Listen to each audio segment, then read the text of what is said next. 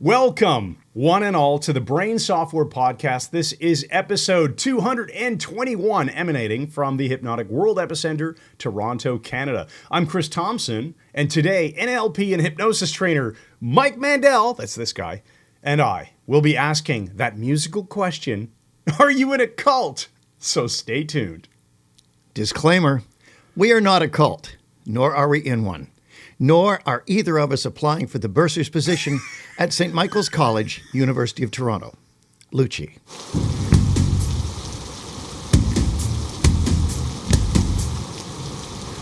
Welcome to the Downtown Hotel in the heart of Grey County. It was in 1977 when this landmark closed, if you'll forgive the use of the term landmark. But our consortium has reopened the classic Owen Sound Hotel after a group of investors created a forum to do some feasibility studies. We have rebuilt the kitchen and also created a watchtower on the top story to determine whether it's going to be a sunny day or a moony night. You will note that our refurbished dining room, reminiscent of the Fillmore, is just divine, with the black lightning bolt on the floor tiles, bringing a unification of styles that any man's son would be proud of. This will enable us to establish stylistic ties with Mr. Rosen's used car lot next door. We will serve vegan options, prepared by Mary, our baker, and her assistant, Edward, and dinner will follow the gong.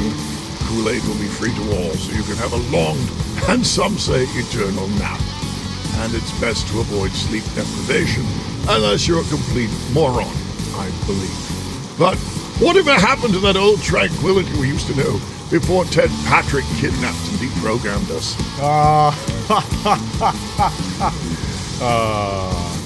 We are not in a cult. However, these are days of victory. So let's welcome to the Spawn Ranch a man who's not afraid to investigate these things. A man who will never submit to electric shock treatments because he's the Keith Richards of hypnosis, everybody. Mike Mandel. Yeah, boy, great to be back. Here we go.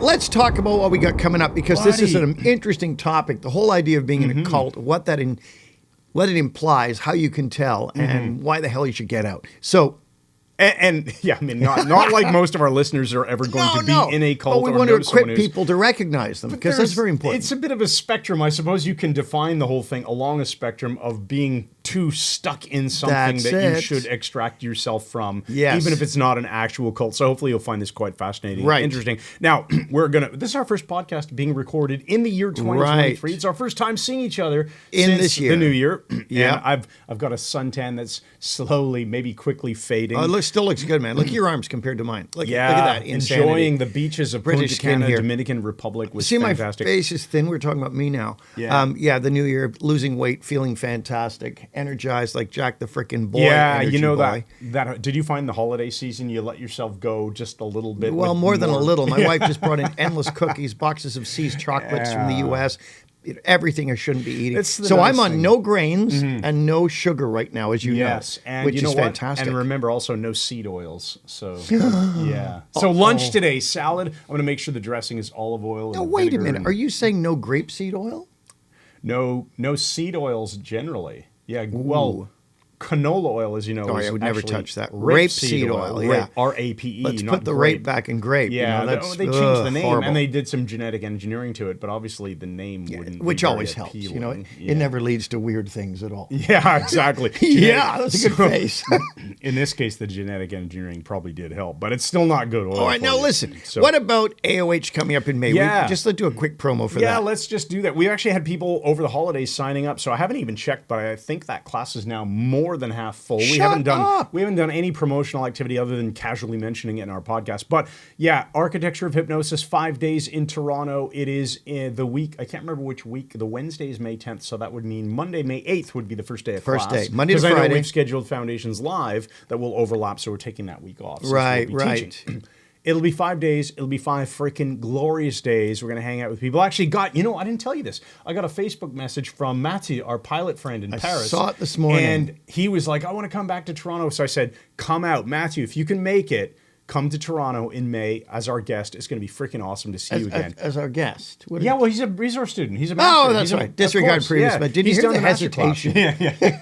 We're not giving away free tickets or anything, but the people who've done the master class are always able to come back. That's right, resource students, which is really cool. And I love it when people come internationally and just stay for the week. And we've got a great hotel facility now. Our facility is fantastic. Everything surrounding it's fantastic. So good to be back to you. It is, man. So let's rock and roll All right, here. Let's go. We're going to go right into it. The cult stuff is coming up, but first we have to do our think tank words. We're just going to power through. What are the 3 and I'm going to words? clarify, because I always do it on Sabo Boca Checks think tank, but when I can. When I'm at the cabin, I don't. I use a random word generator online.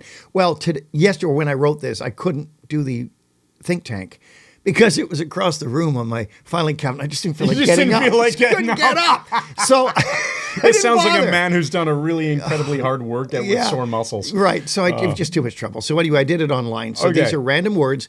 It gave us 3: employer, son, and delivery. Okay, and we're going to tie these in as best we can, unconsciously, for fun, into the topic of today. But employer, what does employer Well, make you think of? employer is who gives you your means of gaining income. I don't have one. Well, you do. You're employed by yourself. Wife. Yeah, that's true. And we both are. And when one is employed by oneself, one has a certain degree of freedom that you don't typically get otherwise. Yeah, there is a sense of freedom and a sense of responsibility. And freedom is something that one needs if one is in a cult because there's always a constraint. I was thinking about become employer. self-employed and quit the cult. When I think about employer, remember what I was telling you years ago when I was working in the banking industry? I used to be a stock analyst, and occasionally I might get an email from my boss, who was a nice guy, but he would just sometimes send an email that say, swing by when you have a chance. Oh, yeah. Just leave it open. Now, that's an open loop. And I would think, oh, my goodness, what have I done something wrong? Am I in trouble? What's going on right now? Horrible. It would ramp up when I was purposefully spending less time at work and more time engineering my exit and my new life, which I love.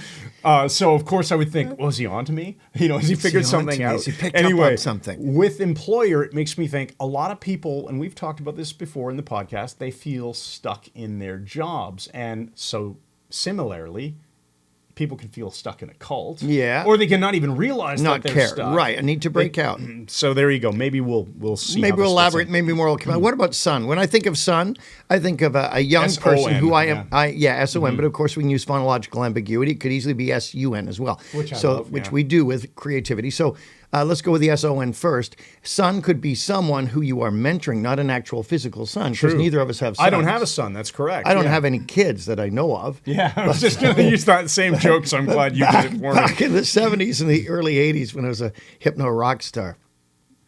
Are you saying you probably have children out there? No, I just want just want to stare wistfully into the distance. So son being your child or metaphorically someone you're mentoring. Okay, cool. And so delivery. Well, we have to deliver the goods, including with this podcast. We've got to deliver some solid content, although the temptation to just be idiots is always a there. method of getting something to its destination could be delivery, yeah. That's right. So let's deliver some interesting factoids that can help people find out where they are. And if you do that, I'll take you on. You can be like a son to me. A son. Yeah, we will deliver value. Here's the topic, Chris. All right. Read the topic title. Are you in a cult? No. End of podcast. No. Remember, let's start off. I know you have the first term here, defined. But do you remember Jiu Jitsu? We were hanging out after Jiu Jitsu in the pub many, many years ago, back when it was at the Winchester Arms. Yeah. And we were there with Adam, and he had a friend with him. And she made a joke like, "Oh, you guys sound," because we all would use a lot of the same humor lines and stuff like that. Right. And this lady threw out a joke that was something like, "Oh, you guys all sound like you're in a cult," and you retorted with the most freaking brilliant line ever. Do you remember this? Yeah, of course I do. Go ahead. Said it to many people. Yes, it's an unusual sort of cult. You can believe whatever you like. You don't give us any money. We won't control you. You can leave whenever you want.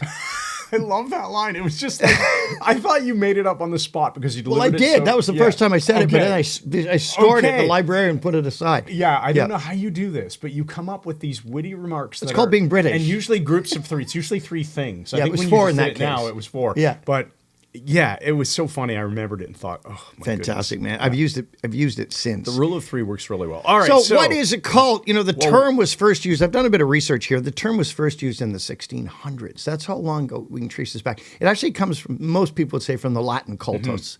And it's hard to define in a way which everybody will agree with. Sounds like hypnosis, Mike. Sure. Yeah, that's a good point. It's like asking, you know, the definition, it's like asking what is a terrorist? And the old line is, one man's terrorist is another man's freedom fighter.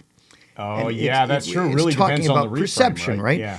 And although we hate terrorism, Yeah, where we're people are not harmed, supporting no, that. Please absolutely don't not, misunderstand us. because we're not in a cult. But in the 1970s, Ted Patrick, this African-American guy, they called him Black Lightning. And he was the first deprogrammer of note. Deprogrammer. Yes, Okay, so and he would take people who were families would indoctrinated hire him. to get people out of He would cults. actually kidnap them. Oh, wow. And with their families, they would keep the person isolated. And we'll get into the cultic methods shortly here. And he would just bombard them with the truth and break them down. So get them to think again, which is the whole point. Okay. Instead of just reciting mindless slogans, like whatever. So he would literally kidnap people, work with their family, members of their family, to break the programming. And it is programming. Remember, programming creates a reality tunnel. Here's where the hypnosis comes in. Based on confirmation bias and your beliefs. If you radically change your beliefs, you will alter your reality tunnel. Maybe not so subtly, maybe subtly, where how you look at the world, how you look at the universe is filtered through that reality tunnel through a whole series of perceptual biases. And you will tend to filter out things that do not agree with it. It's even how we Google search, right? If I want to believe that, you know, everybody from Mars is a psycho killer, I can Google, are Martians psycho killers? And it'll bring out a whole bunch of things. Or I can say Martians are all psycho killers.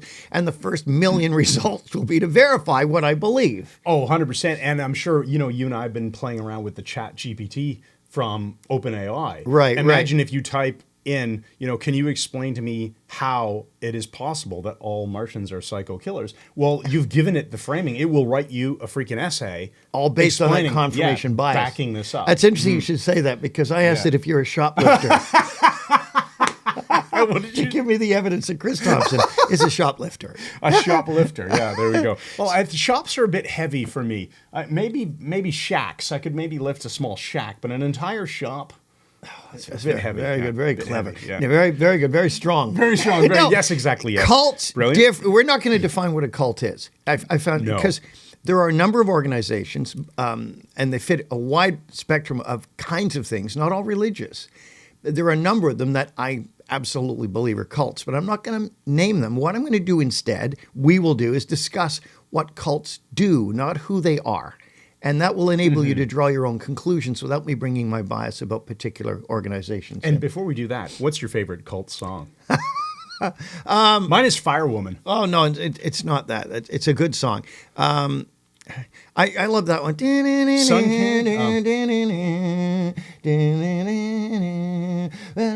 She Sells Sanctuary. Oh, yeah. That's my favorite that's a one. I didn't do the guitar fantastic one. song, yeah. Especially where Brit Black, the Canadian girl, does the best version of it I've ever heard. Check it out. My old high school friend, was it Chris his Jagger? name was Kin, K-I-N. He got me into that band, so thank you, Kin. Yeah, that's awesome, man. Now, so we're not going to define what a cult is. We'll tell you what they do.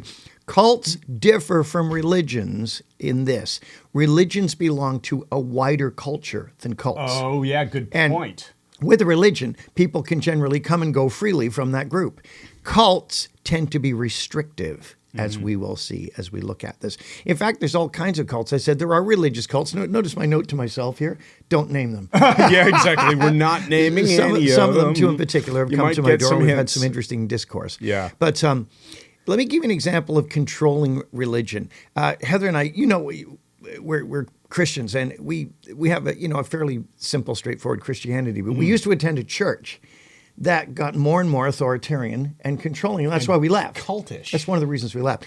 And in that church one Sunday, I showed up with jeans on, and the minister rebuked me publicly from the pulpit For wearing for jeans. not wearing my best clothes. And it's like, yeah, God doesn't care. I'm sorry. He really doesn't. So that was it. I mean, anything that is attempting to control you has a lot of the cultic So he was seal to it throwing right away. his strange belief His system personal that bias, had yeah. nothing to do with the religion. Yeah, into personal bias. Yeah, and publicly calling you out, which is funny because actually coming back to the word employer Right, in the beginning, yeah.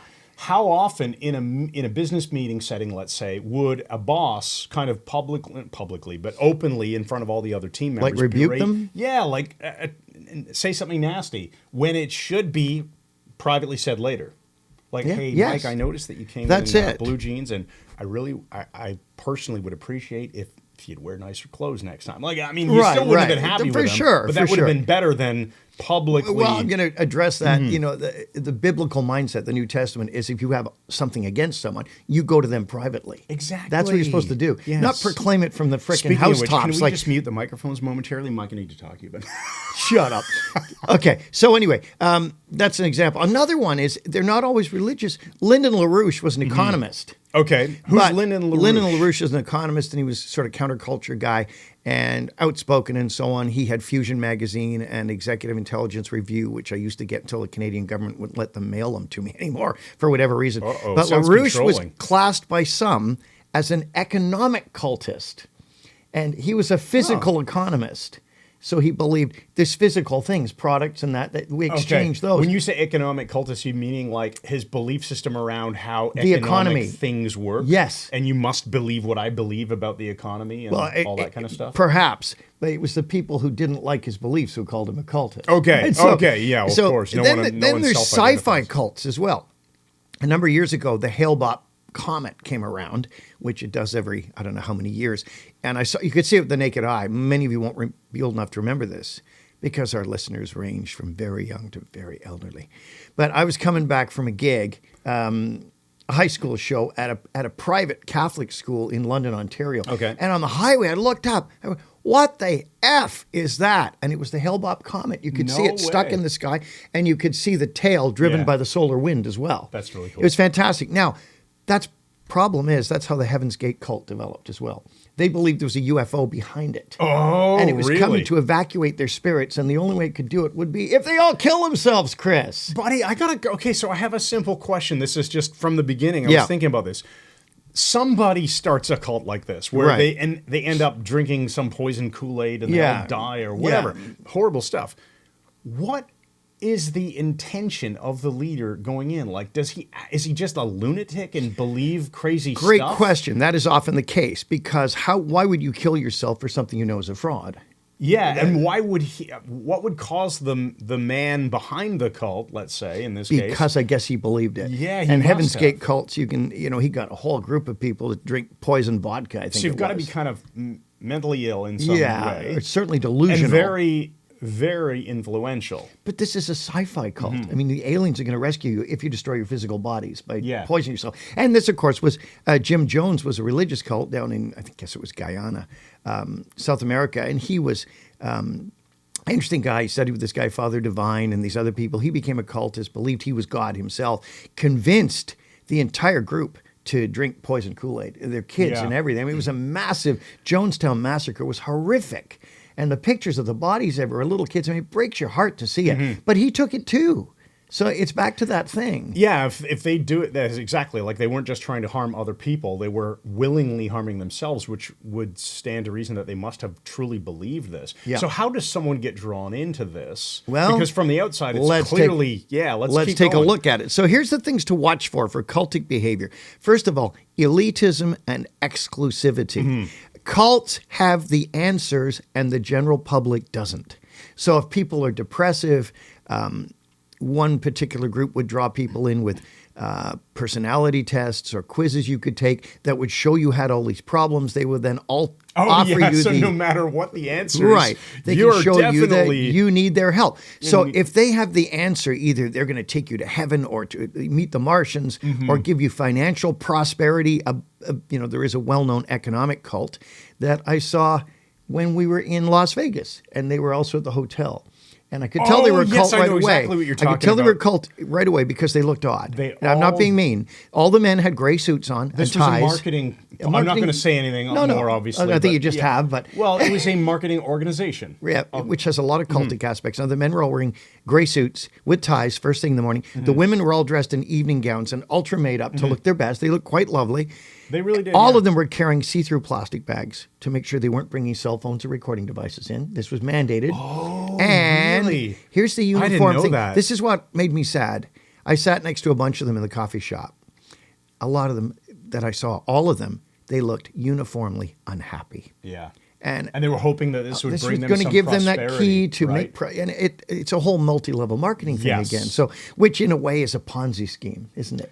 Ponzi schemes feed into the base of the pyramid. Yeah, the money rises up to the people higher up. It's not technically a Ponzi scheme. 'Cause it's no scam. It's a pyramid. Right. It's pyramid marketing. Ponzi schemes are pyramid marketing, Yeah. but not all marketing is Ponzi because Ponzi has a deceptive element. Exactly. This doesn't. exactly, This yes. doesn't really have a deceptive element. It just, Right. If you think about the pyramid marketing, Yeah. it adds a whole lot of tax onto the price of something because you must pay for all of the pyramid below you. Got it. So I have a bit of knowledge of this just from my... Sounds like you were in it quite a lot. I knew about when I was younger. I had been pitched on one call. I think it was called. I won't even name it. It's irrelevant. But All right. I'd been pitched on one that had to do with like nutritional supplements and stuff. Yep. And clearly, I did not like the idea that you had to draw in almost everybody you knew. Your first instruction Yeah. was make a list of the 200 people that you know that Yeah. you can go and pitch. It's And that's commonly the thing with these economic methods that can have a lot of cultic controlling things to them. Now, but let's Yeah. continue with them. So the exclusivity, the elitism, they have the answers. Another thing that's typical for cults. Oh, before you go on, though, I wanted Yes? to mention one of the things I love about this is you have a lot of knowledge on this, and I get to sit back, listen, and then go, how can we connect this to other forms of things in life, other things in life that aren't actual cults, right?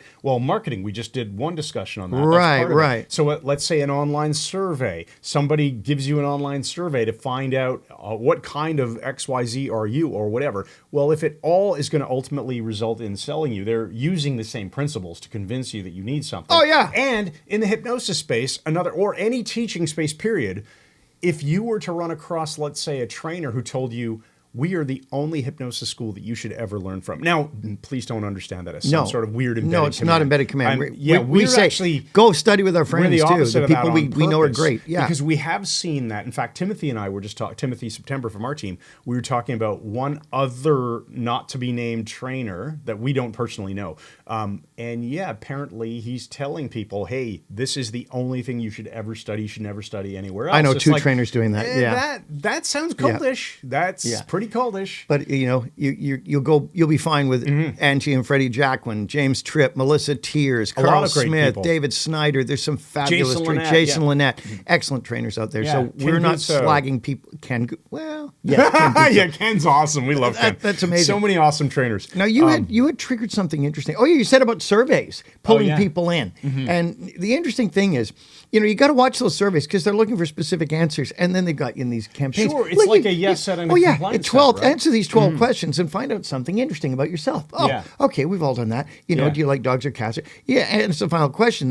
You give us your email. We'll send you the report. Yeah. Just give an email. The report says, "Oh, you got testicular cancer. Here's a herb that we sell that'll Yeah. cure it." Yeah, and know? it's possible that you might have this. Yeah, exactly. All right, so let's go. All right. So a charismatic leader is huge in cults. There will often be a subgroup under the leader, but the leader has arcane, vital knowledge. And without this knowledge, something very bad might happen to you, or Yes. without this, you won't be able to maximize your potential, And whatever that means. Leader would need to have prestige and seem like an authority figure Yeah. and believability, and that's the only way I imagine you could draw someone in to believe such essential nonsense, right? Like, For there's sure, an yeah. alien flying behind this comet, and we all need to drink Kool-Aid that's poisoned, Yeah. so that our bodies are not sacrificed to the aliens. Yes. We have to protect ourselves by. Well, how do we harming protect ourselves? You're ourselves. selling me on this. Yeah, like nobody in their right mind would believe this up front if it was all pitched as one story, right. right? So it must take Increments. Incremental There's got to be increments. They delivery. draw you in. Delivery. And There, we just got the delivery. second There's word in. second word. Beautiful. Now the incremental delivery. That was really nicely done. Incremental delivery means winning you over pieces. and indoctrinating you. I'm not going to go so far as to say brainwashing, although in some cults it is definitely that. But indoctrinating you by increments as you accept more and more of their yes set, their compliance set, and then it is very, very difficult to get out. I've been in churches, Chris, where there's some really controlling elements. I went to one, I don't know who started this, but this is a modern phenomena with the, what are called mega churches now, which I think are entirely unscriptural and nonsensical. I like the way you adjusted your hat. Thank you. I did it in perfect timing, if you notice, when you replay this, and even how I touch mine, scratch my chin, that works with the whole model. But, I know a church where, and this is universal now. I don't know why.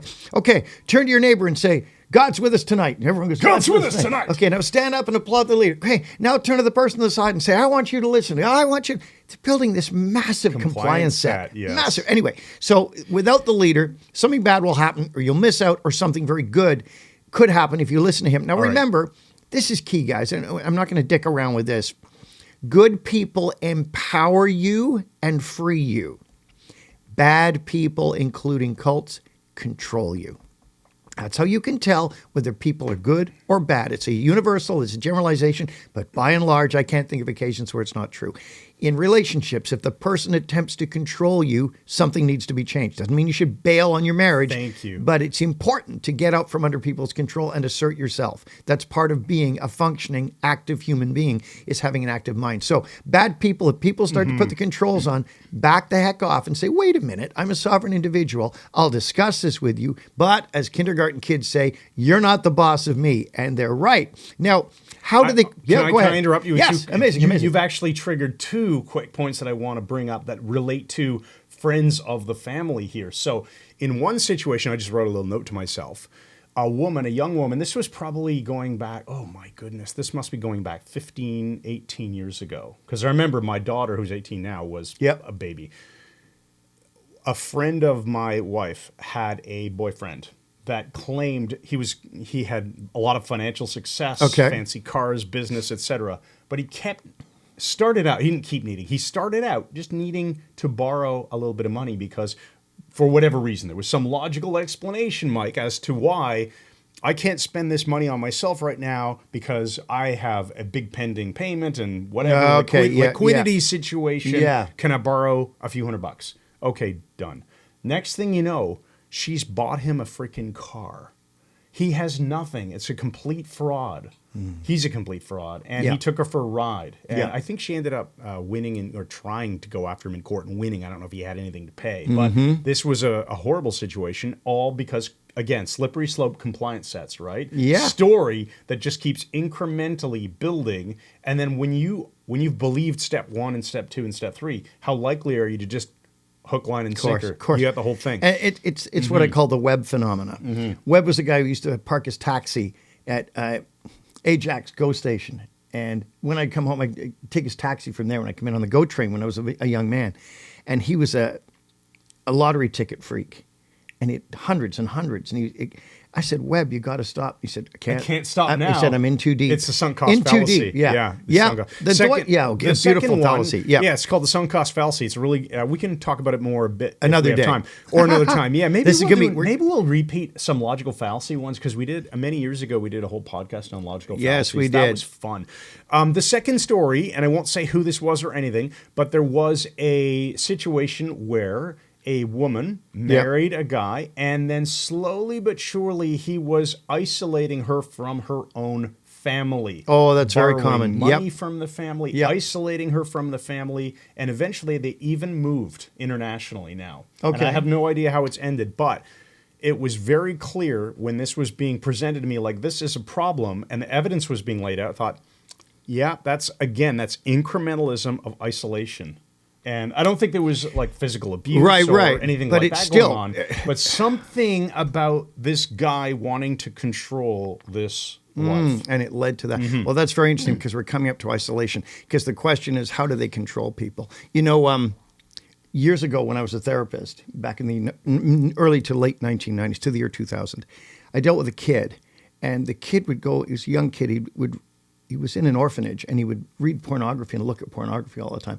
And he'd get so inflamed, he'd go and start fires. Oh, wow. And it was a long story. I'd love to tell you how it all turned out, but the records were destroyed in the orphanage fire. I never call me genius. Okay. Oh, Now man. look, Okay. cults isolate. Inflamed. He'd get so inflamed. Was that whole yeah, thing just, a just setup? felt like That's saying hilarious. it. Yeah. Okay. So cults isolate their adherents, the people under them. You think of the Charles Manson family at Spawn Ranch, which Chris mentioned earlier. The Manson family, helter skelter, the whole idea they were going to intentionally create a race war. They wound up killing the Tate LaBianca murders and so on in 1969. It's a fascinating story in psychopathy, but how he had absolute control of these people. Isolation on the ranch with their dune buggies meant that they had him. So even the Eastern ashrams, there's cults that come out of Eastern gurus, do the same thing. They put you all in one place. There's a uniformity in how you dress. Everybody has to wear the robes. You can't have your cell phone or anything. The isolation means you're not getting input from the outside world. Yeah, you're only getting one quality of signal, and it's the one they want. Brilliant. And cloisters, cloisters of monks can do exactly the same thing, or nuns. They're isolating you away from the world. The only signal you're getting is from one frequency. This is a beautiful metaphor because it fits in with the delivery of our three words at the beginning. Nice. So the idea, if you think of you want to transmit a signal, you want to deliver a message from A to B, you need to do it in a certain frequency spectrum. Let's say if we're talking about a radio wave. With a carrier which wave. Which means generally the receiver would apply a filter. It would filter out. There's a confirmation bias. Every bit of the spectrum that you don't want. So it would receive only the carrier wave, then it would demodulate the signal and go, I got the message. If you let in all the noise, you have noise. That's right. But you crosstalk one and signal. other nonsense. You're going to love the way I tie all this in now. Yeah. That's very good, my son. Very good. My son. Oh, I used another Well word. done, well done. Isolation isolates you from family members and friends who care about you, and they're the ones who are the greatest danger to the cult. Close family members who love you, good friends who got your back, they're the ones who are a danger to the cult because they have a way of getting to you. So they isolate you. They are the pollution so and they the noise. Can't be, yeah. And general society, isolate you from general society. If you have an apocalyptic worldview and the events in the world are not supporting that, they've got to isolate you from it. And finally... That's true. You're never going to have a cult that's like right in the middle of downtown New York. They're going to go out in some country land no, there's area, some right? there. Okay. I shouldn't generalize. One in particular. Now, news media. They keep you isolated from news media and information sources that may contradict them. Now, here's another hallmark. And this is going to be a fairly long podcast, but we got no stupid. But it's worth doing in one. It's worth doing in one. Yeah. Cults have secrets. Keep that in mind. When there are higher levels of understanding and enlightenment that require you to pay for them or give up your house and sell it to them, or anything that requires, we need you to work 16 hours a day now, which is not surprising in some of the cults, to get this arcane higher knowledge, it will often require not just your full devotion, but your money as well to get there. So they have secrets. They won't give you this information. They hold it as the carrot. And they're often Gnostic in nature. They offer a series of steps you must follow. Now, the Gnostics go back pre-1st century, and the Gnostics had a system of steps and methodologies to get to some sort of enlightenment, all through Greece. And the Greek Empire brought it in before the Romans threw it down to the ground. But the idea, now you're at level 3. Okay, now you can get to level 4, this kind of thing. And you have to pay for that arcane information or make some sort of sacrifice to get there. Now, cults love you, though. That's an important one to notice. Oh, cults yeah. They would love bomb you. Love bombing, at least at first. You think you found what you've always been looking for. You join them. They care about you. They're honeymoon period. Yeah, the honeymoon. They phone you, but it's crafted. Phone you every day. Check on you. Have you come in. Have this wonderful dinner with. We just want to hear all about you. They're getting your secrets. They're mining you for information to use against you. And the love bombing puts our guard down unless we know about it. Then the love bombing can be flipped. They literally withdraw the love intentionally and then you wonder to control what's you. Gone wrong, and then work hard to regain what it. have I done wrong? Because these people all love me, and for them, they see something wrong in me now. I must have done something wrong. That's it. What can I do to fix it? Exactly the mindset. Yeah. So the love bombing is a huge alarm. It's not, and people do it in relationships too. We had a friend who was love bombed. She's no longer alive. And then she was controlled. And it was a terrible situation. Cults even control what you eat. They might put you on a strict vegetarian diet or make you buy their supplements. Blood sugar will go up and down. If they intentionally let your blood sugar peak when you're hearing them speak on what they're going to do, then they're giving you massive carb overload. So you get a blood sugar crash later. That's when they can berate you and everything when you're... Interesting. When your resistance is very low. And they become your new family. they unhinge you from your actual family and your friends. And that's why everybody needs real friends who've got your back, who can see this crap happening and can help pull you out. Because if they isolate you, then you still have the need for connection. So how do you fulfill that need? You connect with them. They become your new family. Yes, that's right. That's right. And we all need, human givens, we all need to belong to a nurturing group that we can contribute to, too. That's what society is. That's what community is. Yeah. So you can meet all these needs in the right way. Right. Which by studying our personal development academy. And then use it in your own life. Don't fall for this crap. It's not the only thing you can study, but it's one thing you can study that's good quality stuff. Yeah, we're spending so much time explaining how we're not a cult. We're not in a cult. We're not a cult. We used to say cults, that on the podcast. We still do. We still do. Cults gaslight you, make you think you're losing your mind. Yeah. To keep you unhinged and unbalanced, emotionally unbalanced. And what this will do is increase conformity to their point of view. When you increase the conformity to their point of view, they won't gaslight you. You got it right now. You're coming along. You're progressing. And another friend of ours, she met this guy, started going out with him, and we had lunch with him because he sounded too perfect. And my wife and I met with him and with her and this guy. It's a true story. They all are. Okay. And I won't say his name, obviously. But he said, yes, she was in the washroom in the restaurant. And he said, yep, she's coming along really well. I'm leading her into this. And he was just telling us what he was doing. Like openly. And he told her like to have a better life, to buy this red candle and some flowers and set up this shrine at home. And I said to her, when he wasn't, I said, this isn't religion. I said, this is magic. This is sorcery. Magical thinking. Yeah. So anyway, she got out of it and wound up with a guy who was even more of a dick than him. Serious. Cults will use threats and intimidation to stop you leaving. One cult I nearly got drawn into in my early 20s, when I was already a Jiu Jitsu practitioner and a karate guy back then. They would not give me a refund when I saw what they were. Oh, wow. And I went in person and talked to their head of security.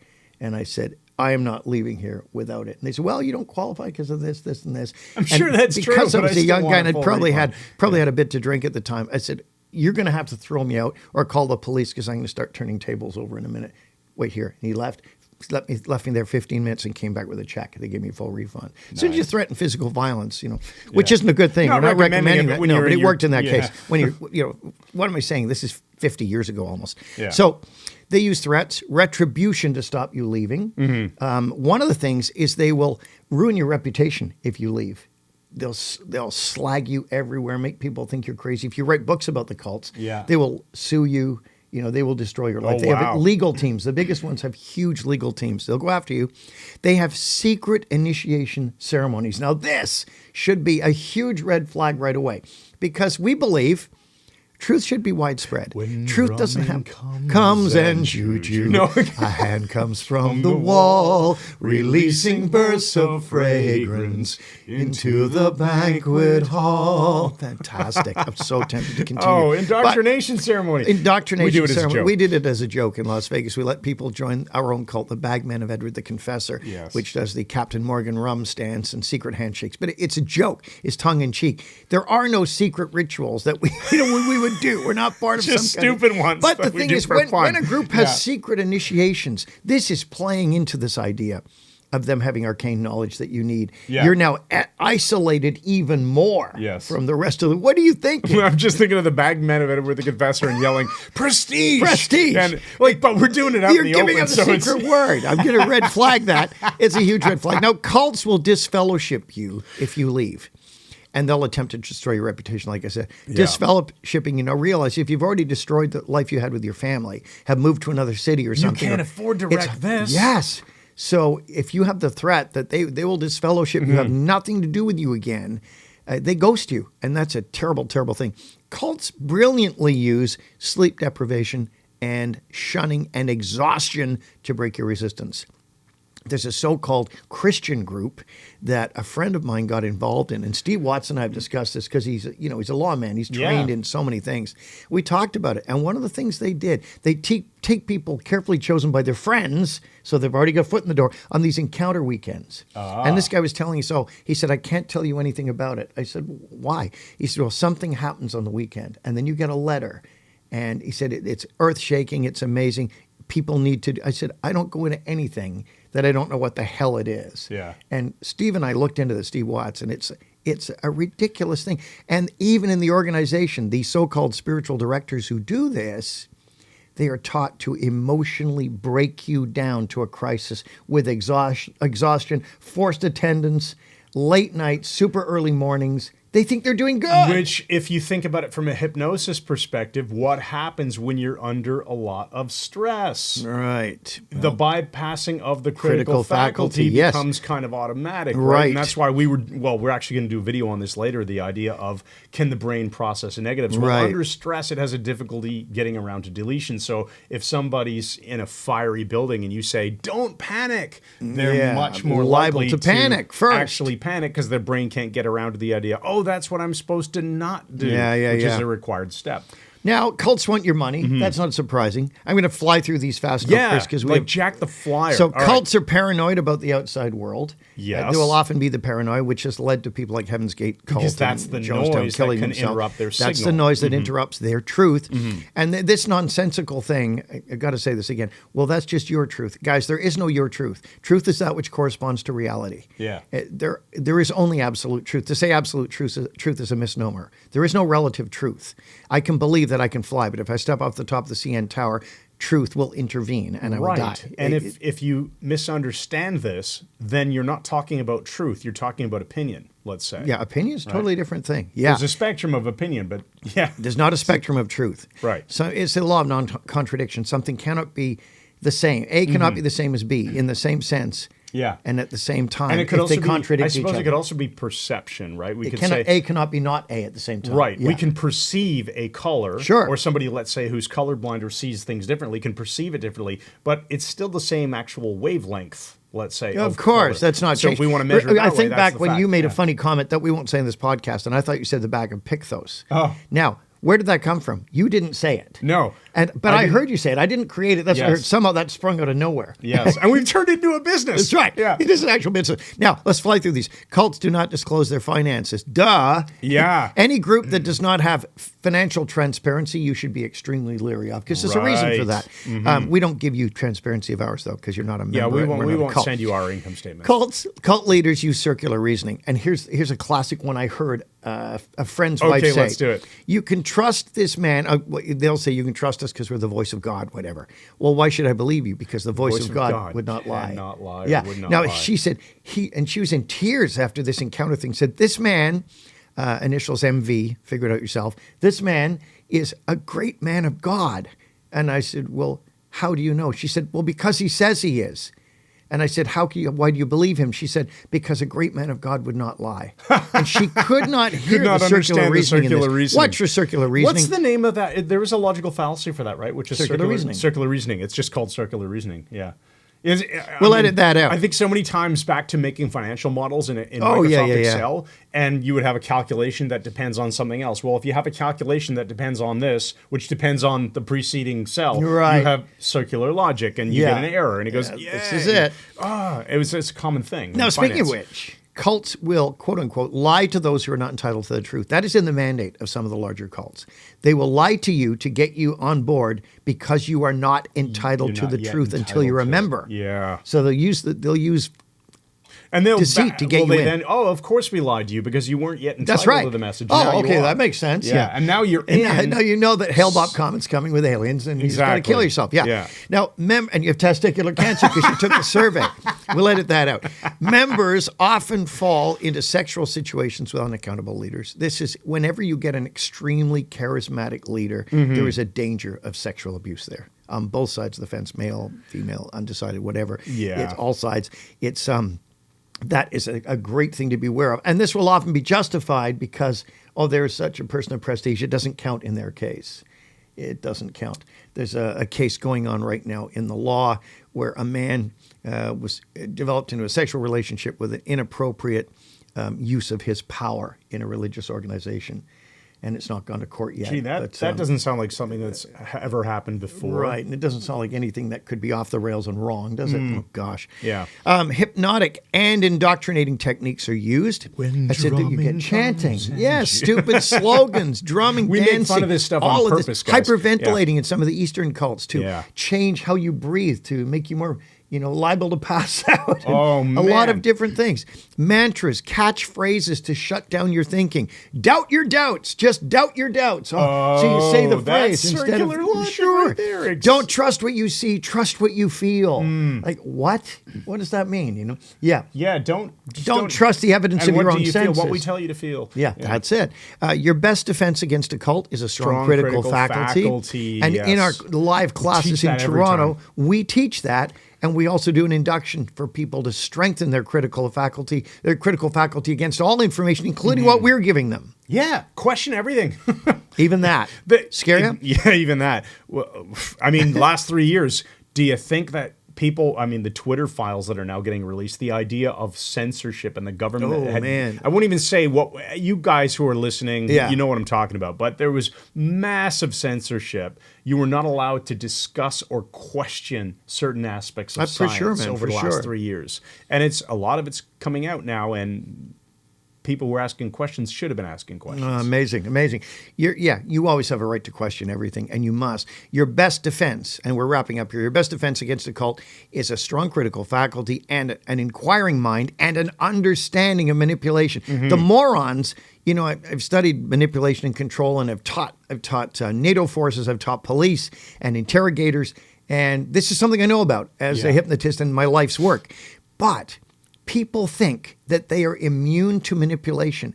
And these are the same people who fall for magic tricks. That's why people like Uri Geller could fool Russell Targ and Harold Puthoff, because they're laser physicists. It's not their field. Yeah, but they're smart. The deepest, you are not scientists immune. Are the most vulnerable to some of these manipulations. Absolutely. And also, manipulation, people, propaganda doesn't work on me. One of my relatives said that to me. I can just see through it. Well, there's no training in it whatsoever. When you think you're immune to it, that's when you're in the greatest danger. Yeah. We're all susceptible. When I see a timer going down, only 4 left. I'm buying this, Greek combo, I think. Only 4 left. I know what they're doing. I know what they're doing, but I feel I should buy it. And I know this. Now, use of the Jedi questions. When you get drawn into these things or someone is trying to draw you in, ask, how did you come to believe that? Ask what their story is. I believe he's here from the planet Mars. He's going to... How did you come to believe that? The second one is, how do you know it's true? What is your evidence criteria? If they say, well, I just know, that's not an answer. That's not giving you anything you can work with. It's not acceptable. So here's the conclusion. You read the conclusion for us, All right, Chris. here's our conclusion. Beware of those who want to control your life. And if you're in a cult, whether religious, economical, or whatever, get out. The F out. Right. And I'll let you do the empowering question because I've got a quick metaphor here. Thank you. All right. Empowering question is, ask yourself, what will I make a point of doing to ensure that deceitful and controlling people have zero access to my life and the lives of those whom I love? Right on. Excellent. And here's the MetaFIVE, one better than a metaphor, and it's nothing whatever to do with cults. San Diego. I was there many, many years ago. I've only been there a couple of times. I like San Diego. It's an interesting city. And San Diego, when we were there, I was there with my parents. That's how long ago it is. I was a teenager. We went to a place called Whaley House, and you can Google it. Whaley House has this cool thing where it's known as possibly the most haunted house in the U.S. Somebody was hanged on the grounds. There have been suicides. There have been horrible things there. But the people who work there routinely report all sorts of peculiar things. The velvet ropes to chain off part of the room. One woman saw it just waving like this when she walked into the room. The staircase upward is particularly bad, and a couple of people have been seen who died in the period clothing standing up at the top of the stairs. I never saw any of that, but I was in Whaley House back in 1970, Chris. And my parents and a friend of mine, Steve, were there at the same time. And we went in through the front door. We were getting the tour. And one man taking the tour was doing it entirely auditory because he was 100% blind, totally blind. And he had a seeing eye dog. And as we're looking all around, everybody's happy and hearing these stories.